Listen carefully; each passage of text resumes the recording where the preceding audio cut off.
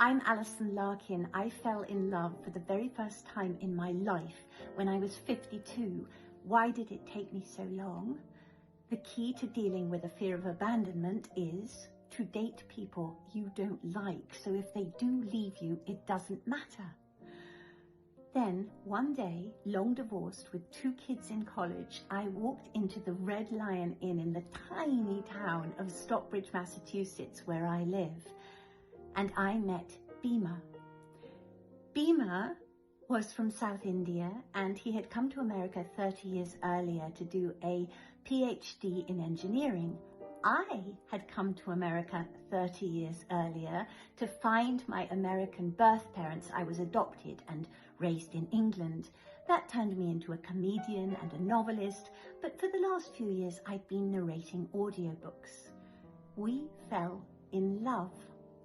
And it was like wearing a pair of shoes that are too tight for your entire life and then finally taking them off. And then 5 days after Bhima asked me to marry him, he suddenly died.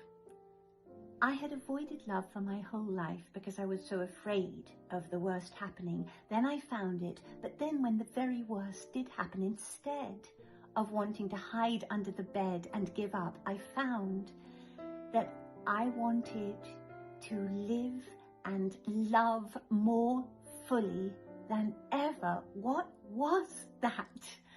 I asked my friend Archbishop Desmond Tutu, who knew me and my work, and he told me that I must tell this story as widely as possible because, he said, it will bring hope to a world that badly needs it. So he told me, go back on the stage and write. And I did. I went to the Edinburgh Fringe and London with my new comedy show, Grief a Comedy, which may well be a television special soon. And I also wrote a follow-up book, also called Grief a Comedy, which starts 6 weeks after Bhima died, when he shows up at my kitchen table, determined to help me find love again. It's imaginary, of course. Or is it?